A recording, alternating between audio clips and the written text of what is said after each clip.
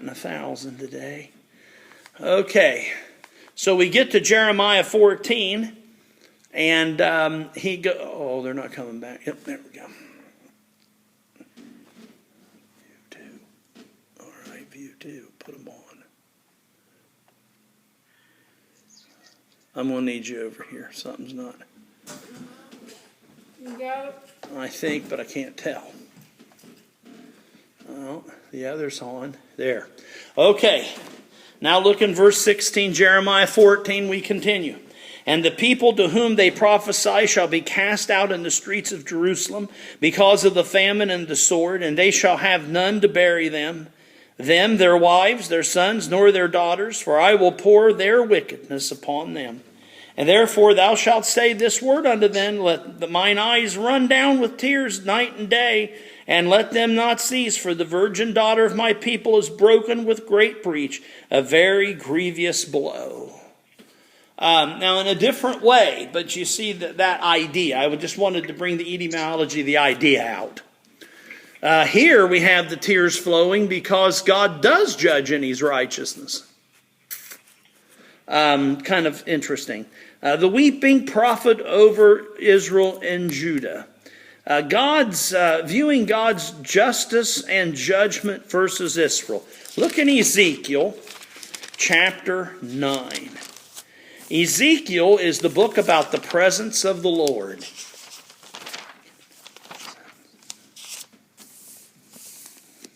Ezekiel 9, 1 through 4. He cried also in mine ears with a loud voice, saying, cause them that they have charge over the city to draw near, even every man with his destroying weapons in his hands. And, behold, 6 men came from the way of the higher gate, which lieth toward the north, and every man with a slaughter weapon in his hand.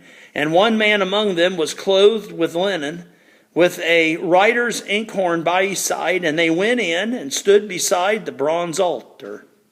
And the glory of the God of Israel was gone up from the cherub upon which he was, to the threshold of the house. And he called to the man clothed with the linen, who had the writer's inkhorn by his side. And the Lord said unto him, go through the midst of the city, through the midst of Jerusalem, and set a mark upon the foreheads of the men that sigh and that cry for all the abominations that are done in the midst of it. And others, he said in mine hearing, go after them through the city and smite. Let not your eyes spare, neither have pity. So there is this idea, and it's forwarded here in interesting terms, I think. Mine eyes fail for thy righteousness. Let's look back in the Psalms. Well, before we do, let's stop off at Lamentations. Let's go over one book, the Lamentations. I'll try to make this efficient for you. One more book over from Jeremiah before Ezekiel. 2:11. Mine eyes do fail with tears, my heart is troubled. My liver is poured upon the earth for the destruction of the daughter of my people. Because the people and the sucklings swoon in the streets of the city. They say with their mothers, where is grain and wine? When they swoon like the wounded in the street of the city, when their soul was poured out into their mother's bosom. Let's look in 3:22.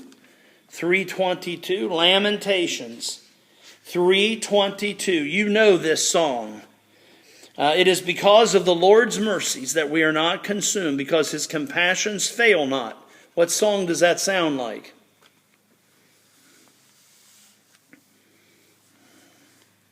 Well, Millie's going to sing a solo for us if nobody helps her out. No, she says, no, yeah, I know how to turn. I know these buttons on this, Ted. I can just, I can disappear.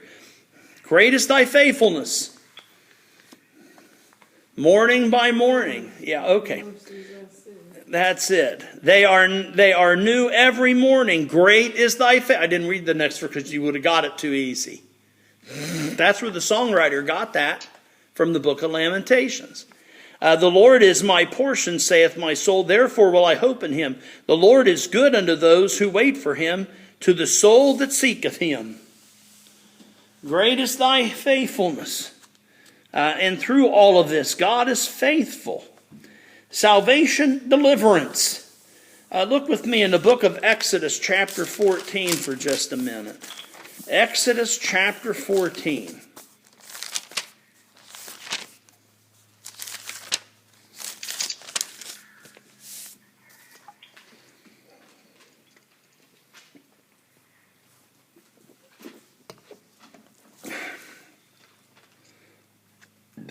Exodus 14, 13 and 14. Look with me, please. We're stuck.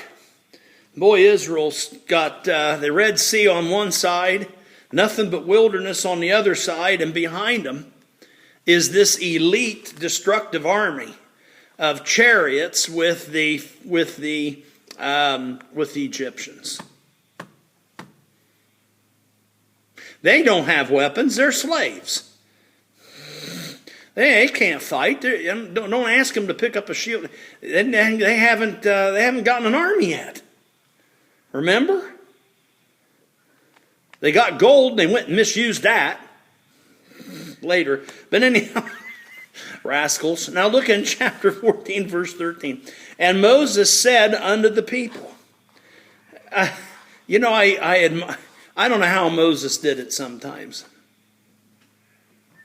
I don't know. As much as they harassed that poor man, I might have made him sweat to the last minute. I don't know. That's just me, I guess. But notice, if you will, fear not.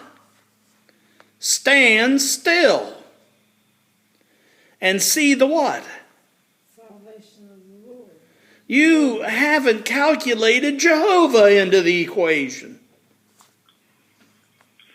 He brought you out. He didn't bring you out not to take you anywhere. And notice, if you will, which he will show you today. For the Egyptians whom ye see today, ye shall see them again. We have a slang phrase for that. You see them today, you won't see them tomorrow. And that's what he's telling them. Now you see them, then you won't. It's just going to be, that's how God's going to deal with it. And notice, and the Lord shall fight for you. Now, I like this last phrase. And ye shall hold your peace. That's very nicely said. You guys need to shut up. Now just shut up, go to bed, get some sleep. You've got a lot of walking to do tomorrow on dry land through a sea. You just don't know what's coming. That word salvation, I wanted to use it in the strongest fashion that I could to get it across here. Mine eyes fail for your deliverance. There's not a doubt about God's deliverance. Now, we're studying in the book of Daniel. You remember when the king was going to have those three young men bow before his image. And he said, who's the God that's going to deliver you? Look at that furnace over there. You think you're going to get through that, do you? Who's the God that's going to deliver you from that? And the three gentlemen were bold. And they said, well, wait, we want to help you here. Our God is able to deliver us, O king. We're not going to be too careful to answer you on that one. And if he doesn't, that'll be all right too. But he can. So they straightened that out real quick. God is able to deliver. So this isn't about complaint about deliverance. Okay, the psalmist is assuming he can deliver. That's what he's waiting for. Okay, not like Nebuchadnezzar. And then Nebuchadnezzar got a shock. You throw people into a furnace like this, you're not supposed to gain more. Right? Didn't we throw 3 men in? How is it that we have 4 men in there? Mm-hmm. How'd that happen? Well, he was told, wasn't he? He was told God is able to deliver. But remember, he had them go through the furnace. Don't forget that. He had them go through the furnace. That was God's way of not only delivering his people, but demonstrating who is running things to the king. You see? He got both things done. Just like with Pharaoh. It was God that hardened Pharaoh's heart, and sometimes Pharaoh was stupid enough to harden his own heart. him and his magicians. But God had his purpose in it. He's going to make a distinction between the vessels of his called glory and those that are fitted for destruction. So remember that God has more purpose and more going on than what meets the eye. Okay? God's able to deliver. There's no question about that. Let's look in Psalms 69. Well, we'll continue with this. Let's go. Yeah, we'll go back to Psalms. Go back to Psalms. Go back to the Psalms with me.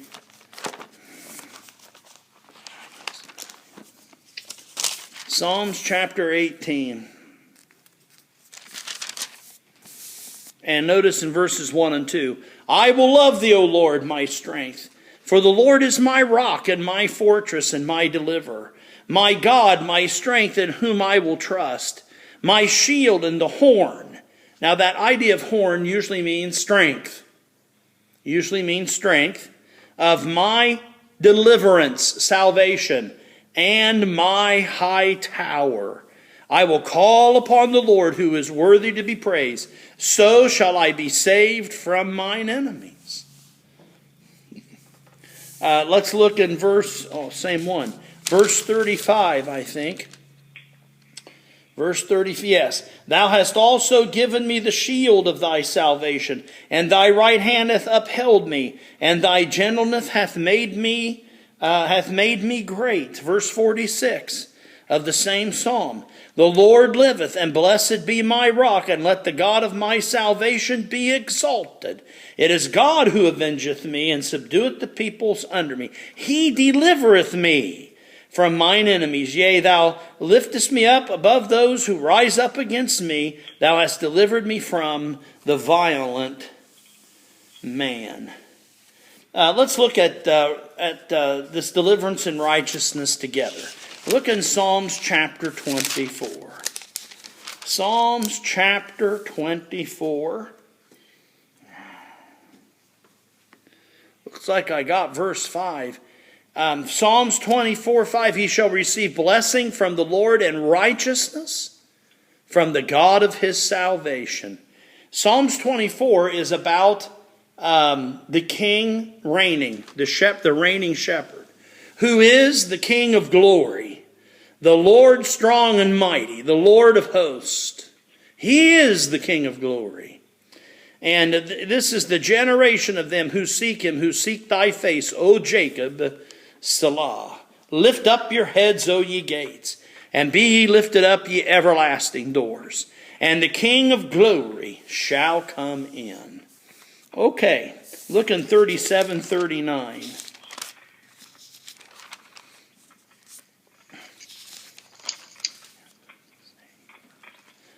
37:39. But the salvation of the righteous is of the Lord. He is their strength in time of trouble. And the Lord shall help them and deliver them. He shall deliver them from the wicked and save them because. Why? Why is he going to do all that? Because they trust in him. Because they trust in him. That's why God saves and delivers. Because they trust in him and because of his righteousness. Okay. That's how God judges. God tells us to judge righteously. Oh, no. Well, one whole verse. What do you know? That never happens. Back to Psalms 119. And in verse 124, deal with thy servant according to thy mercy. Teach me thy statutes. I love these couple of verses that come together because they show us an equity in maturity of the writer. You see, he says, deal with me and teach me. Give me understanding that I might know your testimonies. Then he says, you know what, Lord, it's time for you to work. You know, it's time for you to work in this situation because what they're doing is they're making up their own rules of the game that counter your word. Mm-hmm. Now, if you just had that verse by itself, you'd say, well, who does this guy think he is? But when you have the two verses before, this servant is teachable. He's teachable. Teach me thy statutes. He's teachable. He is being asked to be dealt with. Deal with me. And that shows that that he is a servant. He's a true servant. I am thy servant. That's an emphatic. This is who I am before you. I'm your servant. Deal with me, teach me, and give me understanding. I got to understand all this. I need to understand. That only comes from who? God. God. Look in the book of Proverbs chapter 9. And you know what? This is a good template. This is good for us to pray. Lord, deal with me. Now you're opening yourself up for some things now. So don't do that and not mean it, because he might deal with you anyhow. Okay. All right. But beware now how this works. Deal with me. Teach me. Give me the understanding. Look in 9 chapter 10. The fear of the Lord's the beginning of wisdom. And the knowledge of the Holy One is what? See, many times when we have these trials and we're in the midst of things, we're too busy trying to figure out the trial. And do you know you've kind of started in the wrong place? You start with God and you ask Him to give you the understanding. And you ask Him to deal with you. And you ask Him these things. And He will deliver. God always delivers one way or another. But know this, that we need to be dealt with. We're His servants, and He's dealing with us. And He's not going to handle or manage the situation necessarily the way we would.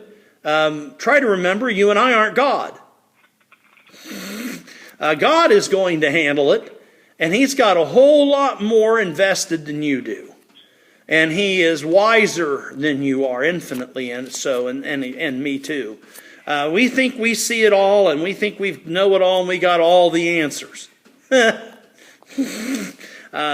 told in the book of Romans, we know not how to pray as we ought. So let's understand who is dealing with whom, and where the understanding needs to come from. We need to be approaching God, not our own understanding. That's our church verse, isn't it? Trust or lean on the Lord with all thine heart.